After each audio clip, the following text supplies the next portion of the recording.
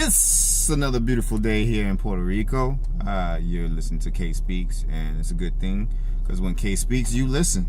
And if you don't listen, then you should, because I'm going to save you some time and some money. Today, I think we're going to talk about relationship return on investment. Relationship return on investment. And I came up with this idea because I realized that a lot of women do this, but men don't really look at it like this. An old lady once told me that men are slick and women are cunning, and there's a big difference. And she was saying that, if a woman gets caught cheating, it's because she wanted to, because a woman is cunning. A cunning person kind of plans things out, step by step. They're really meticulous about planning whatever it is out, and guess what? They're not going to get caught. Because most of the time, because of that. And she's like, she wants to get, if she gets caught, it's because she wanted to get caught, not because she, didn't make all the arrangements and wasn't meticulous about getting things done so that you couldn't catch her. But a man is slick, and when you're slick, you just do things trying not to get caught, and that's the difference between the two. But it doesn't really just matter when it comes to them being slick and cunning. The difference between being slick and cunning, just for like cheating and things like that. I think that it also it comes down to this topic that I'm talking about: relationship return on investment. And women are really meticulous about that. And there's certain questions that they're gonna ask. They're like, "What do you do for work? Where do you live? What kind of car do you drive?" They're sizing you up because they want to see if if they put in the energy, will they get anything out of it? And what will they get out of it?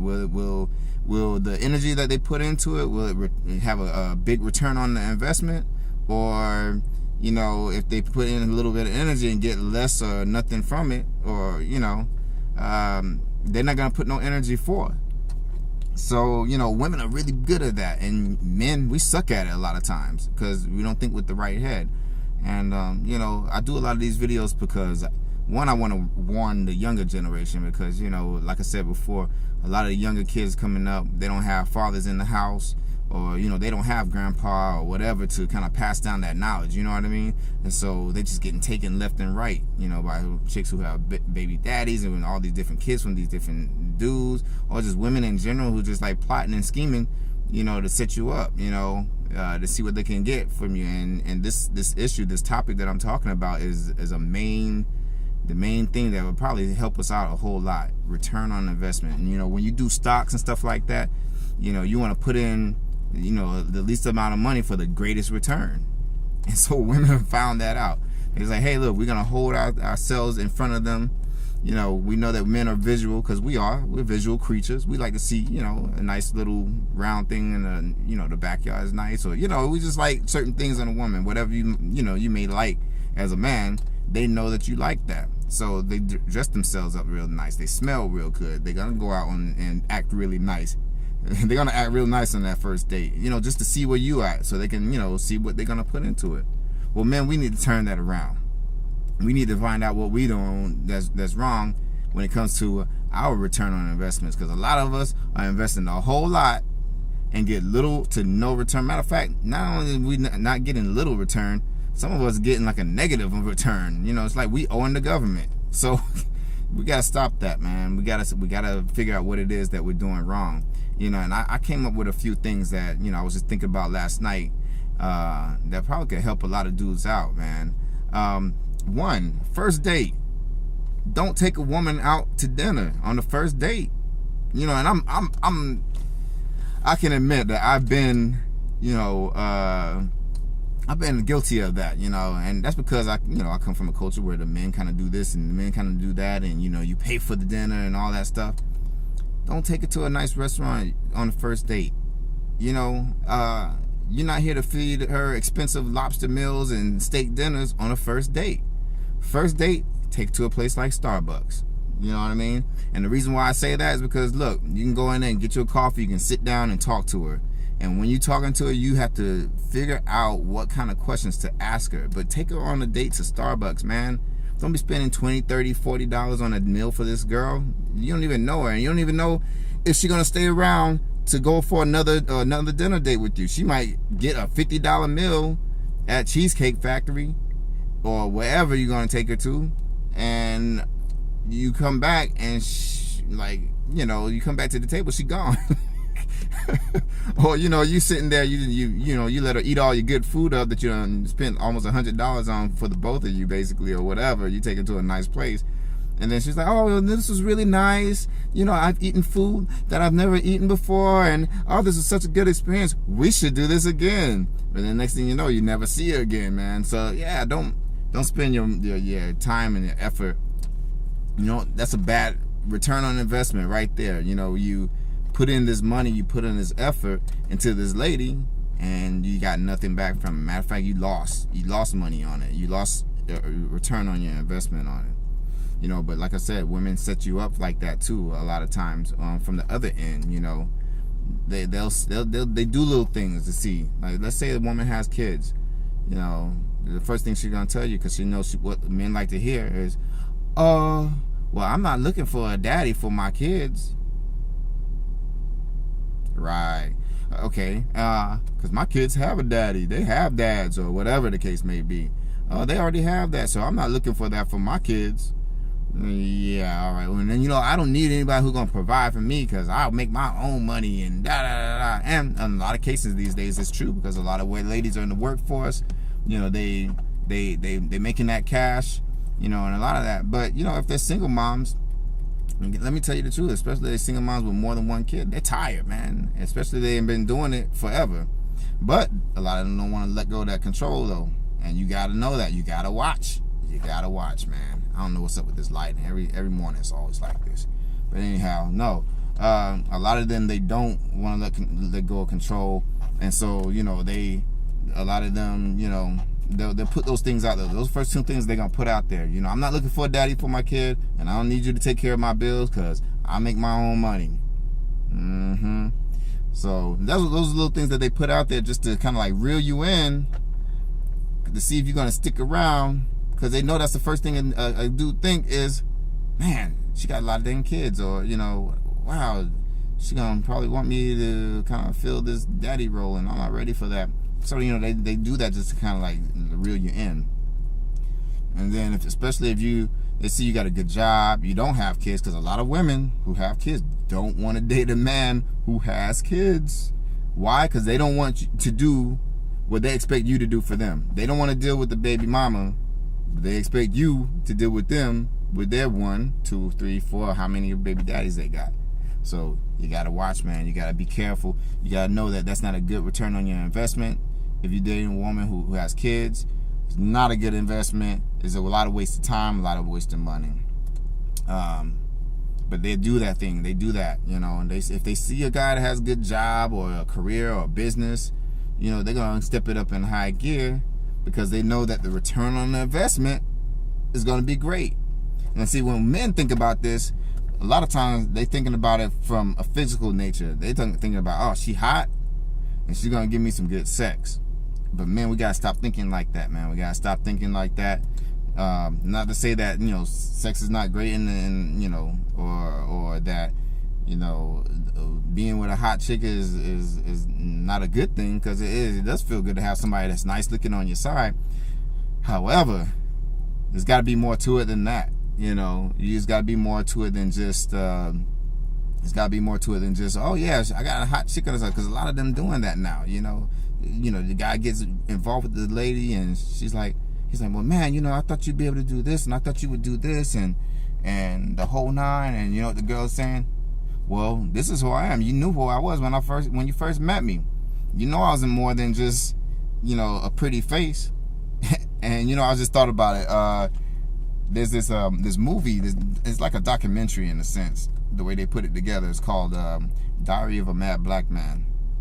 And in that movie, the guy, he's, professional, good brother. The lady's she crazy, she's loony.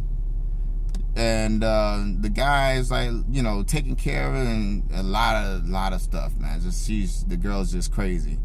And he's like dreaming of, like daydreaming kind of. And he's like, well, you this and you that. And she goes, well, you knew what you would get when you get me. I'm just a nice looking girl. Basically, I'm paraphrasing, of course, but basically she's like, look, you know what you got when you first got me. I ain't changing because this is who I am.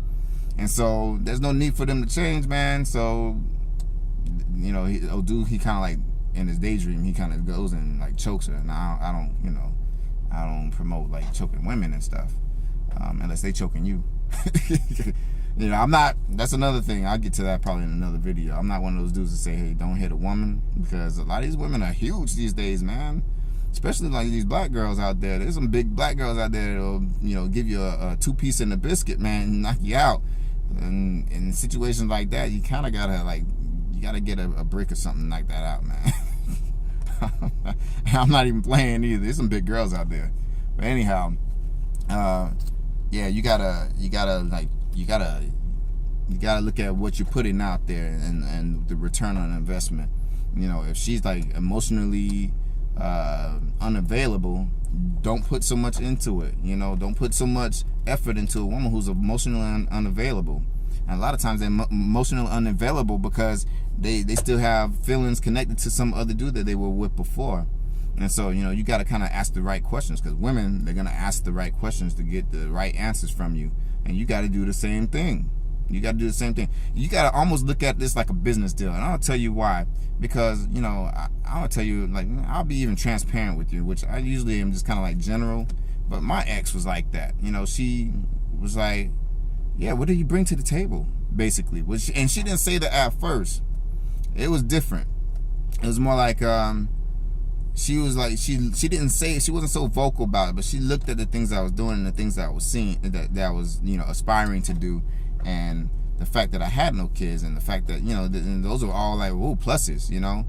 And so, in a sense, one day she broke down. She said, you know, I wasn't really like looking for you or looking for anything, but you know, you kind of fit into what I had going on. Now, there's a problem with that, fellas. You shouldn't have to fit into anything that they're doing. And if you do fit, you both should fit into each other's lives. It shouldn't be the woman trying to fit you into hers like you're some puzzle piece. Because guess what? The woman's made for the man. The man was not made for the woman. And I don't care what any woman says. I don't care what they say, man. They can call me whatever. They can call me misogynist, because it's not that I hate women. I just have a lot of sense based off of experience when it comes to like the dirty deeds that they do. But a lot of them sit there and tell you, oh no, this that. Nah, man. The woman was made for the man. She was made to be his helper, and she should be thinking, how can I better this man? How can I get into his life and be a fit into his life and help him achieve?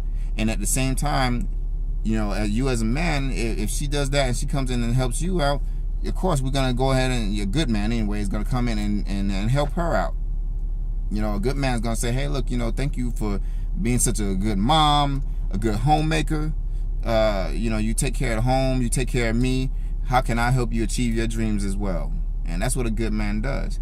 But, you know, a lot of these chicks, they got it twisted, and they say, oh yeah, well, you know, well, I deserve this and I deserve that. Once again, it's a lot of deserving entitlement mentality having women out there. And, you know, what do you bring to the table? No, what do you bring to the table? Half of these girls don't even know how to cook. And then you tell them you know how to cook, they're like, oh, well, thank God. What do you mean, thank God? If I'm cooking, you should be able to daggone at least microwave water without burning it. I mean, come on, man. Seriously, you waiting for a guy to come along that can cook? Seriously? You have no homemaking skills whatsoever? Your mom didn't teach you nothing? Oh, no, man. Look, bad return on investment. Don't get involved with a girl like that. Ask her questions like that. Do you like to cook? Because, you know, a lot of people say, well, yeah, you know, I don't like to cook, but I can cook. I'm like, no, that's not the same thing. No. I mean, these are questions I ask, man. Like, oh, yeah, well, you know, first thing I ask is, like, do you have any kids? And she says, yeah. I'm like, okay. Already, I'm kind of like, I've checked out. As soon as she said, yeah, I've checked out. And you guys know from the things I've always told you, don't mess with a woman that has kids. Especially nowadays with the laws being the way they are, you will have to take care of somebody else's kid. You will pay child support, even if that man is paying child support, man. Even if he's paying child support, the judges can award her child support from you because you've been taking care of him. So no, you know, and I have to overemphasize that because I know there's a lot of knuckleheads out there that be like, yeah, well, you know, being slick. who will try to be slick and just still try to mess with them, or or even some people who be like, well, that might not happen to me type deal, and you get caught up.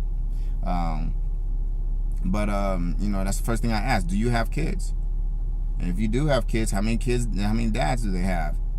Once they say more than one, I'm for sure out the door. You know what I mean? For sure out the door. For sure out the door, man. Like Monopoly. Go straight to jail. Don't pass. Go get out. You know what I mean? Yeah, man. You gotta